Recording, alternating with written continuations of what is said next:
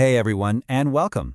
Today, we are going to level up your conversation skills by mastering 3 simple but super powerful English phrases. What else? Anything else? And tell me more. Getting these right is a total game changer. So let's be real for a second. Have you ever been in the middle of a chat and you wanted to keep it going, but you kind of froze? You weren't sure if you should ask what else or anything else? It's a super common thing. But don't worry, by the end of this, you're going to be using them all like a total natural. All right, first up to bat, we have what else. Let's really dig into what this phrase is all about and the specific job it has in a conversation.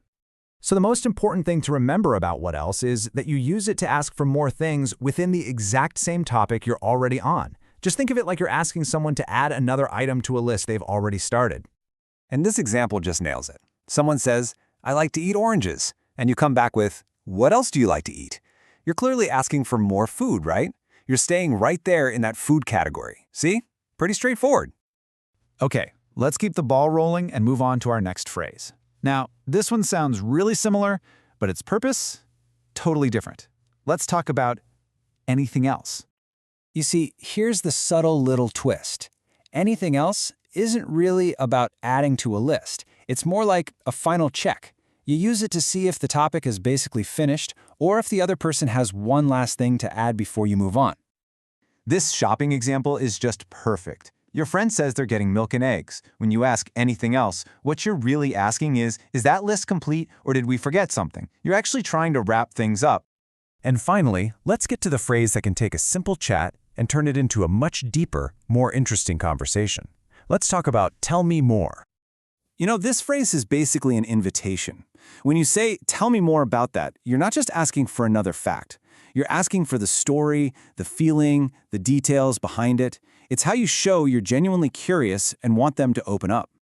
Exactly. If your friend says, "I just visited Japan," asking, "Tell me more about your trip," is like opening a door. You're inviting them to share all the cool stories about the food they ate, the places they saw, the people they met. It's a question that builds a real connection. Okay, so let's put this all together in a nice, neat package. This is the key takeaway right here.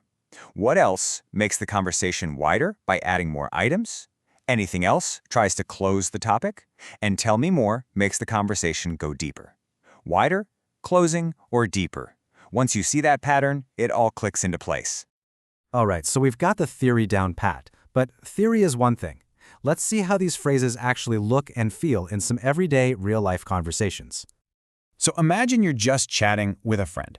They mention they like movies. Asking, "What else do you like to do?" is the perfect, natural way to find out about their other hobbies. You're just expanding that list of their interests. Now, what about a slightly more formal situation, like talking to a teacher? You state a fact, "I finished the report." The teacher's response? "Tell me more about your research process." Is that invitation to go deeper and explain the how and why behind your work. And here's a great one for when you're making plans. You're talking about a family trip, and you say, "You want to go to the beach." Asking anything else you want to do is the perfect way to make sure everyone's ideas are on the table before you finalize anything.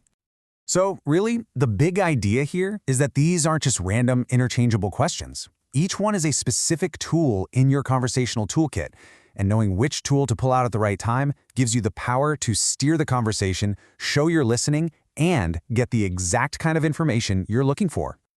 So that brings us to the big question for you. Think about it. The very next time you're talking to someone and you want to learn a little more, what are you going to ask?